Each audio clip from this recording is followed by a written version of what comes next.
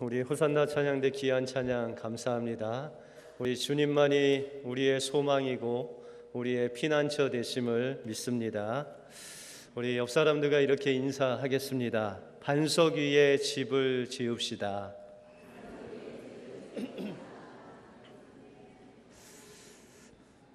오늘 예배 드린 여러분들은 모두 반석이신 예수님 위에 신앙을 세운 줄 믿습니다. 늘 주님과 함께 승리하시는 여러분들의 삶이 되시기 바랍니다. 우리가 미국 샌프란시스코에 가면 금문교를 방문합니다. 저도 한번 가봤는데요. 이 금문교를 만든 사람이 바로 레드 우드라는 사람인데, 이 사람이 그 금문교를 만들기 위해서 어떤 아이디어를 얻었는데, 그것이 2000년 된 나무를 통해서 이 금문교를 만드는데 아주 중요한 아이디어를 얻었다고 합니다. 그가 2000년 된 그 나무를 보니까 세 가지 특징이 있었다고 합니다. 첫 번째는 다른 나무들보다 이 뿌리가 아주 깊이 들어가 있는 것을 보았다고 합니다. 그 다음에 두 번째로는 그 뿌리들 사이에 잔 뿌리들이 이 물이 있는 곳을 찾아서 아주 깊이 있고 그곳에서 이제 물을 잘 흡수하고 있었다고 합니다. 마지막으로는 중요한 것이 그 뿌리가 큰 바위를 칭칭 감고 있었다는 것입니다. 그래서 아무리 지진이 일어나고 바람이 불고 홍수가 나도 그 나무가 흔들리지 않고 버틸 수 있었던 것은 바로 뿌리가 깊고 또한 큰 바위를 칭칭 감고 있었던 기초가 아주 튼튼했었기 때문이라는 것입니다. 그래서 레드 우드는 금문교를 만들 때 이 나무를 생각해서 그가 땅을 팠는데 반석이 나올 때까지, 아주 강한 반석이 나올 때까지 땅을 파서 그 반석 위에 이 금문교를 세웠다고 합니다. 그래서 수많은 지진에도 불구하고 흔들리지 않고 지금까지 잘 건장하게 있는 이유가 바로 그렇게 기초를 잘 닦았기 때문에 금문교가 잘 세워져 있었다는 것입니다. 우리의 신앙도 그렇습니다. 우리의 신앙의 기초를 어디에 두느냐에 따라서 신앙을 얼마나 오래 하든지 아니면 얼마나 열심히 하든지 간에 그 우리의 신앙은 흔들리지 않기 위해서는 바로 우리의 신앙의 기초가 바로 예수 그리스도에게 뿌리 박혀 있을 때만이 어떠한 비바람이 쳐도 시험이 있어도 우리는 흔들리지 않고 금문교 같이 아주 굳건히 설 수 있다는 것입니다. 오늘 본문은 이렇게 예수님을 반석으로 삼아서 신앙생활을 하는 사람들을 가리켜서 지혜로운 자다라고 말씀하고 있습니다. 그러면 반석 위에 집을 세운 지혜로운 자가 되기 위해서는 우리는 어떻게 신앙생활을 해야 되는지를 오늘 본문을 통해서 살펴보겠습니다. 먼저 반석 위에 집을 짓는 지혜로운 자가 되기 위해서는 신앙의 기초가 튼튼해야 됩니다. 오늘 본문에는 지혜로운 사람과 또한 어리석은 자, 이 두 사람을 대조하고 있습니다. 그런데 여기서 나오는 지혜로운 사람과 어리석음은 어떤 세상의 지혜와 어리석음이 아닙니다. 우리가 세상의 지혜가 없어도 없는 대로 우리 육신이 조금 피곤할 수 있어도 우리는 그냥 살아갈 수 있습니다. 여러분들이 사는 집이 조금 허술하거나 좀 오래돼도 그것이 이제 다시 무너뜨리고 지으면 되는 것이 세상의 집입니다. 그런데 이 영원한 집은 하나님 앞에 갔을 때 심판받을 때 하나님께서 공력이 나타나서 하나님께서 우리에게 시험을 주실 때 그 집이 한번 무너지면 다시 세울 수 없는 집이 바로 우리 영혼의 집이라고 말씀하고 있습니다. 그런데 여기서 지혜 있는 자와 어리석은 자의 그 구분을 하는 기준이 바로 그의 기초가 반석이냐 아니면 모래냐에 따라서 그 사람이 지혜로운 자냐 어리석은 자냐가 구별된다는 것입니다. 이 반석은 바로 예수님을 말하고, 또한 이 모래라는 것은 예수님이 아닌 모든 것, 내 자신이나 세상의 명예나 세상의 어떤 것으로 신앙의 기초를 쌓는 그 모든 것은 다 어리석은 자다라고 말씀하고 있습니다. 여러분들, 우리가 운동을 해도 공부를 해도 기초가 중요합니다. 그래서 공부에도 이 기초가 되는 예전에는 국영수, 이 과목을 기초가 잘 되어 있어야 공부를 잘한다라고 했습니다. 근데 여러분들, 기초를 잘 세우기 위해서 가장 중요한 것이 무엇인지 아십니까? 반복 훈련입니다. 반복해서. 여러분들 알아도 반복을 해야 됩니다. 저도 이 반복하는 걸 별로 좋아하지 않는데요. 여러분들, 반복의 명사가 있습니다. 그것이 무엇인지 아십니까? 반복하면 생각나는 것. 그것이 바로 부모님의 잔소리입니다. 여러분들, 부모님의 잔소리가 왜 싫을까요? 한 말 또 하시고 또 하시고 또 하셔서 그게 이제 듣기가 싫은 거예요. 그죠? 여러분들 어떻게 잔소리 많이 듣고 자라셨죠? 그래서 이제 자녀들에게 잔소리 많이 하시죠? 그런데 이 잔소리를 잘 이렇게 분석을 해보면 틀린 말이 없습니다. 여러분들, 부모님이 잔소리할 때 그 잔소리의 내용의 중요한 부분이 무엇입니까? 공부해라, 일찍 들어와라, 나쁜 짓 하지 마라, 친구 잘 사귀어라. 여러분들, 부모님이 잔소리하는 이 잔소리만 잘 듣고 그것대로 행하면 여러분들 인생 사는데 그렇게 힘들지 않습니다. 어떤 책을 보니까 그 책 제목이 내가 정말 알아야 할 모든 것은 유치원에서 배웠다라고 그렇게 이야기하고 있습니다. 이 책의 핵심은 우리가 삶을 살아가는데 가장 기초되는 유치원이나 초등학교 때 배웠던 그것만 잘 생각하고 살아도 이 세상의 삶을 잘 살 수 있다는 것입니다. 다른 아이 때리면 안 된다. 너 장난감 갖고 논 거 클린업 잘 해라. 거짓말하면 안 된다. 부모님 말씀 잘 들어야 된다. 이런 유치원에서 들었던 배웠던 그 기초만 잘 되어 있어도 우리의 삶 속에서 큰 문제 없이 지혜롭게 살 수 있다는 것입니다. 오늘 본문에 보시면 기초가 없는 어리석은 사람이 나옵니다. 이 사람은 자기 나름대로 엄청난 신앙생활을 했습니다.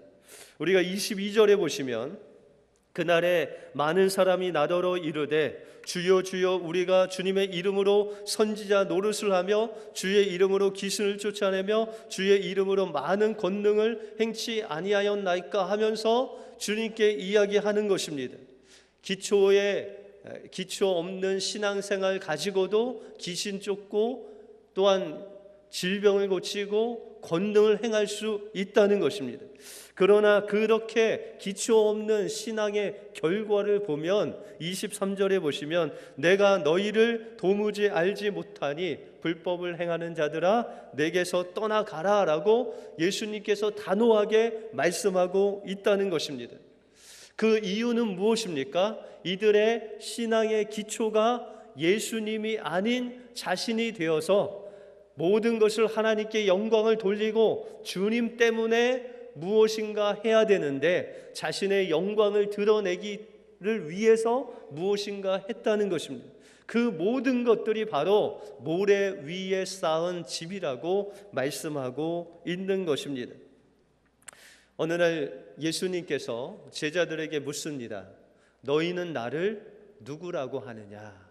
그랬더니 세상 사람들은 예수님을 세례 요한이나 아니면 예레미야나 아니면 그 선지자다라고 이야기하는데 베드로가 나서서 이야기하기를 주는 그리스도시요 살아계신 하나님의 아들이십니다라고 그렇게 고백합니다. 그때 예수님은 기뻐하시면서 바요나 시모나 내가 그것을 안 것은 내가 안 것이 아니라 하늘에 계신 하나님께서 알려주신 것이다 라고 말씀하십니다. 그러면서 이 반석 위에 베드로가 이야기한 주는 그리스도시요 살아계신 하나님이신 예수님 그 반석 위에 내가 교회를 세우겠다고 그렇게 말씀하고 있습니다. 여러분들, 베드로가 예수님께 고백한 그 고백이 어떤 고백이었습니까? 예수님은 그리스도시요 하면서 주는 그리스도시요라고 그렇게 고백을 합니다. 여기서 예수님을 주로 고백한 것은, 다시 말해서 베드로는 영원한 영구적인 종입니다. 예수님은 나의 주인이십니다라고 고백한 것입니다. 우리가 구약 성경에 보면 영구적인 종이 있고 그 다음에 이제 자유할 수 있는 종이, 그렇게 종에는 두 가지가 있습니다. 히브리인들의 종은 50년 되는 희년이라는 그 년을 만나면, 그 50년 되는 그 날을 만나면 모든 종들이 자유자가 되는 그런 해가 됩니다. 그러니까는 10년을 종으로 살았던, 1년을 살았던 희년이라는 50년 만에 돌아오는 희년이 돌아오면 모든 종들은 자유자로 풀려지게 된다는 것입니다. 그런데 그 자유할 수 있는 종이 자유하지 않고 그 주인에게 이야기하기를, 나는 자유인으로 돌아가지 않고 저는 주인님의 영원한 종이 되겠습니다 라고 하는 종이 있다는 것입니다. 그 종이 영구한 종인데, 그렇게 되면 그 영구한 종이 되었다는 증표로 귀를 뚫어서 귀고리를 차게 됩니다. 그래서 종들 중에서 귀고리를 차면 저 종은 저 주인의 영구적인 종이다 라고 생각할 수 있다는 것입니다.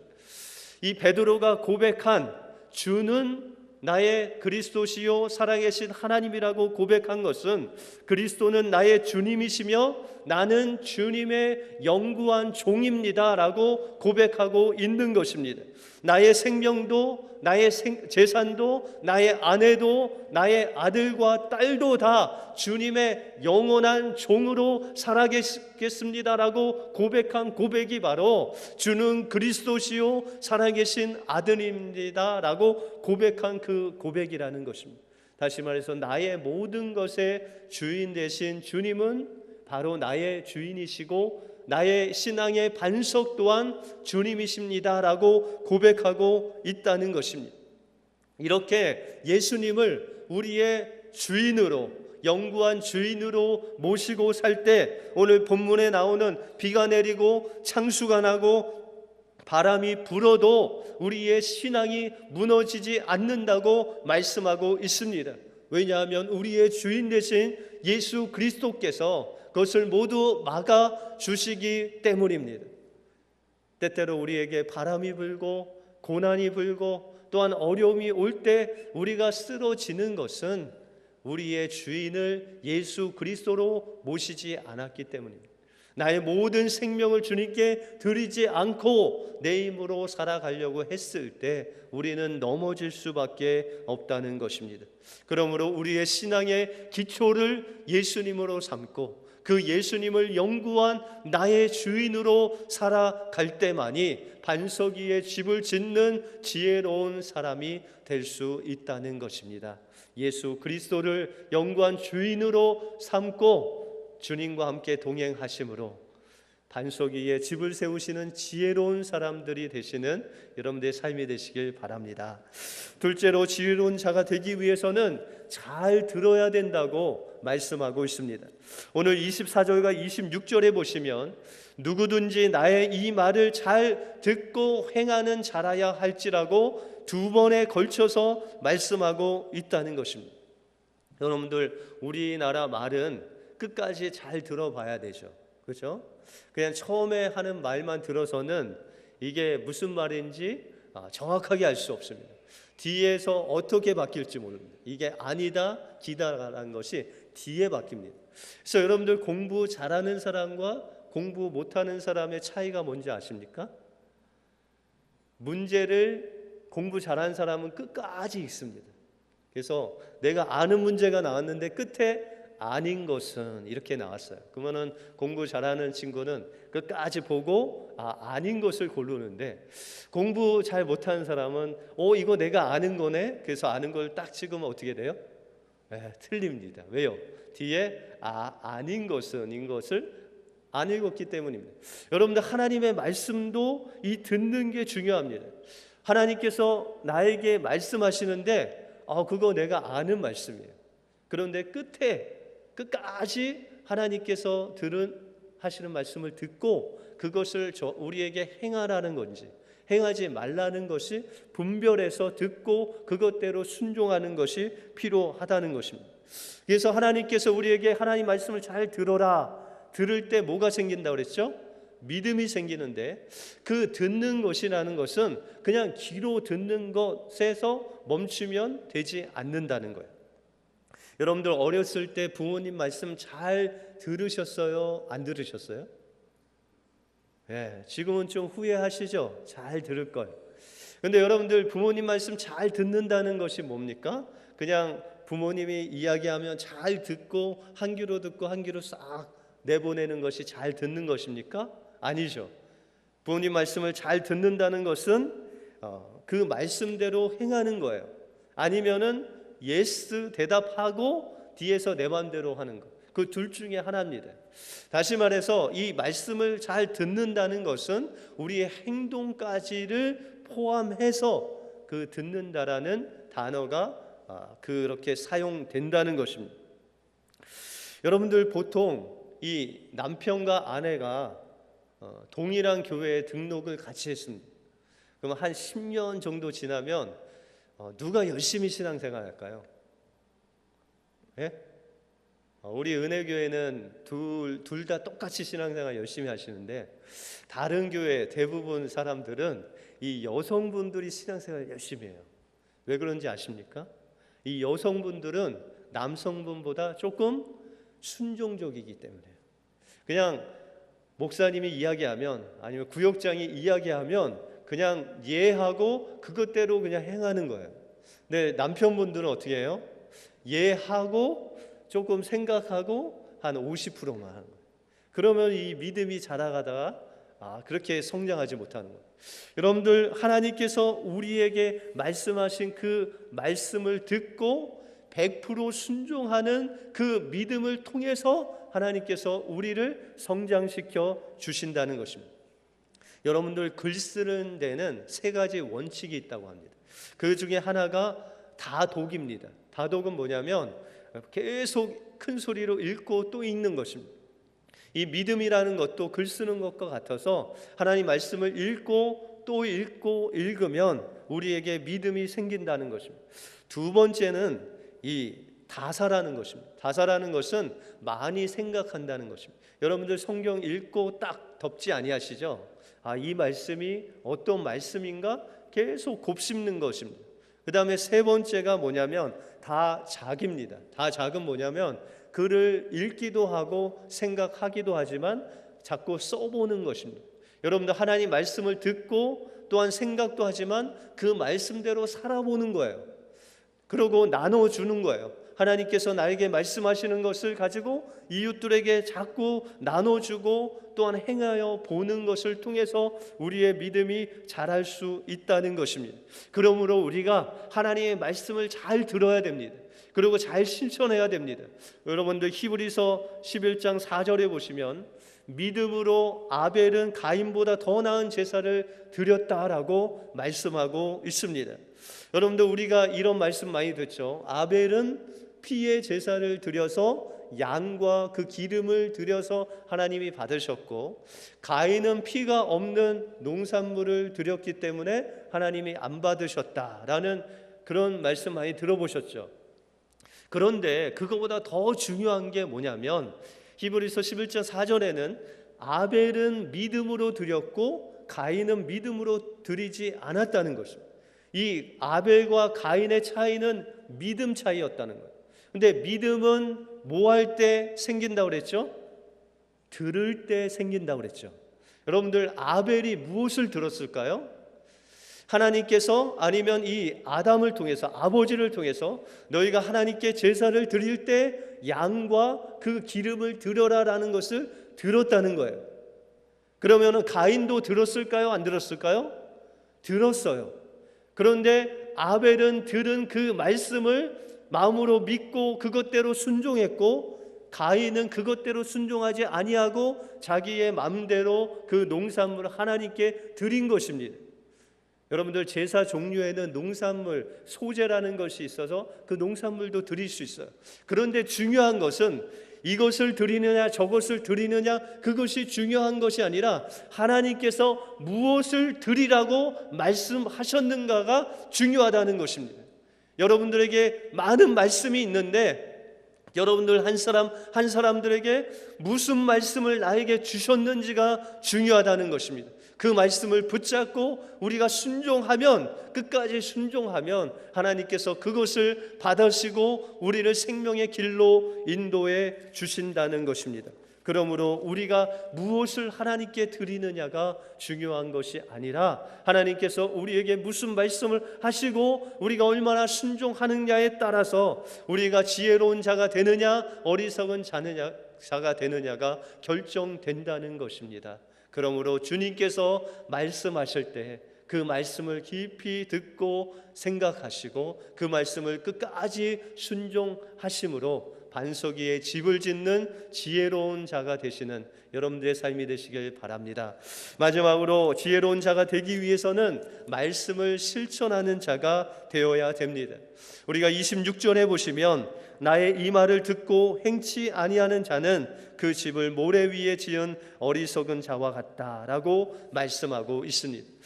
주님께서 특별히 반복하는 말씀을 있는데 그것이 이 말을 듣고, 이 말이라는 것은 예수님께서 말씀하시는 그 말씀인데 특별히 이 말씀이 뭐냐면 산상수훈의 말씀, 마태복음 5장에서 7장에 말씀하신 그 말씀을 듣고 행하는 자는 반석 위에 지은 집과 같다라고 말씀하고 있는 것입니다.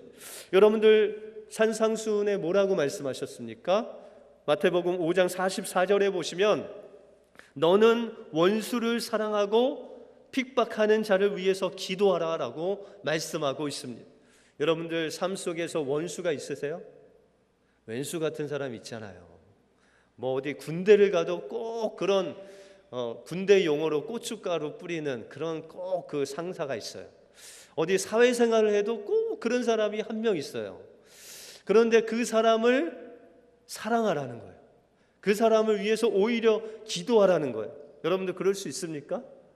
우리의 힘으로는 할 수 없어요. 그런데 어떻게 하냐면 마태복음 7장 1절부터 12절에 말씀하시기를 구하라, 찾으라, 두드리라. 그리하면 성령을 주셔서 우리 성령님이 그것을 할 수 있는 사랑과 기도의 능력을 우리에게 주신다는 거예요. 그거 가지고 우리가 기도하며 나갈 때 하나님의 그 말씀을 실천하며 나갈 수 있다는 것입니다. 다시 말해서 우리의 그냥 기분대로 하나님 말씀을 우리가 기분대로 육체를 따라서 살면 그 말씀을 절대로 이룰 수 없다는 것입니다. 때로는 억지로라도 우리의 마음을 돌이켜서 하나님 말씀대로 살려고 기도할 때 하나님은 그 말씀을 이룰 수 있도록 인도해 주신다는 것입니다. 어느 기사에 보니까 건강을 위해서 억지로라도 하루에 10분을 웃으면은 머리가 맑아지고 두통이 없어진다고 합니다. 1930년대에 하버드 대학교 교수가 한 사람이 있었는데 그 사람이 진단을 받아봤는데 척추암으로 한 6개월밖에 살지 못한다는 그런 심판을 받았습니다. 그래서 이 분이 이제 치료를 하는데 처음에는 진통제를 먹으면 이게 들었었는데 조금 지나니까 진통제를 뭐 여러 개 먹어도 그 진통이 안 없어지는 겁니다. 그래서 마약이 들어있는 진통제를 써야만 그 진통이 좀 가라앉고, 그런데 한 1개월, 2개월 되니까 그 마약 성분에 있는 진통제를 아무리 써도 그게 듣지 않는 것입니다. 그런데 어느 날 이 교수가 찰리 채플린에 있는 그 코믹 영화를 보고 거의 1시간 동안 웃었다고 합니다. 그런데 그렇게 1시간 동안 웃으면 분명히 중간에 이 아픈 것이 막 와야 되는데 그런 것을 느끼지 못하고 오히려 기분이 막 날아날 것 같이 그런 기분을 느꼈다는 것입니다. 그래서 이 교수가 거기서 깨닫고 자기가 진통이 올 때마다 웃었다고 합니다. 코믹 영화를 보든지 어떤 웃는 것들을 보든지 아니면 억지로라도 막 껄껄대면서 10분 이상씩 웃었다고 합니다. 여러분들 어떻게 됐을까요? 이 하버드 교수가 30년을 생명이 연장됐습니다. 그 이후에 6개월이 아닌 30년 동안 더 살아갈 수 있었다는 것입니다. 하물며 우리에게 주신 하나님의 그 말씀을 감사하고 기뻐하고 하나님 말씀에 순종하는 그 기쁨을 가지고 매일매일 살아간다면 하나님께서는 여러분들의 수명을 30년뿐만 아니라 영원히 살 수 있는 영원한 생명의 길로 여러분들을 인도해 주신다는 것입니다. 하나님의 말씀에 순종하고 우리가 살아간다면 때로는 어렵고 때로는 그 말씀대로 살기가 힘들지만 그러나 하나님께서 주신 그 은혜로 기도로 간다면 하나님께서 여러분들을 영원한 생명으로 인도해 주신다는 것입니다. 그러므로 반석 위에 지은 그 지혜로운 자가 되기 위해서는 우리는 예수님을 나의 기초로 삼고 나의 모든 것 생명의 주인 되신 그 주님을 모시고 우리가 하나님 말씀을 묵상하고 또한 그 말씀대로 살아가면서 또 그 말씀대로 서로를 사랑을 나누며 살아갈 때 하나님께서는 여러분들의 그 삶을 통해서 반석 위에 집을 짓는 지혜로운 자로 변화시켜 주실 것입니다. 그 주님을 기대하면서 지혜로운 자가 되시는 여러분들의 삶이 되시길 바랍니다. 기도하겠습니다. 하나님 감사합니다. 오늘도 살아계셔서 우리에게 한없는 은혜를 공급해 주실 뿐만 아니라 우리의 믿음의 반석 되시는 예수님을 나의 영원한 주인으로 모시고 살 수 있도록 인도해 주신 주님께 감사를 드립니다. 주님이 우리에게 생명의 말씀을 주셨건만 때때로 우리는 그 말씀이 버거워서 말씀대로 살아가지 않을 때도 있지만 그럼에도 불구하고 우리가 다시금 주님께 간구하고 하나님 말씀 붙잡고 나갈 때 하나님께서는 우리를 하나님 그 말씀을 이루게 하실 뿐만 아니라 영원한 생명으로 인도해 주신 주님 감사합니다. 그러므로 우리의 신앙생활이 날마다 예수 그리스도를 기초 삼고 그 주님께서 인도하시는 대로 말씀하시는 대로 우리의 귀를 기울이게 하시고 또한 그 말씀대로 순종하는 삶을 살게 하여 주셔서 오늘도 반석 위에 집을 짓는 지혜로운 자가 될 수 있도록 인도하여 주시옵소서. 모든 것 주님께 감사드리오며 예수 그리스도 이름으로 기도하옵나이다. 아멘.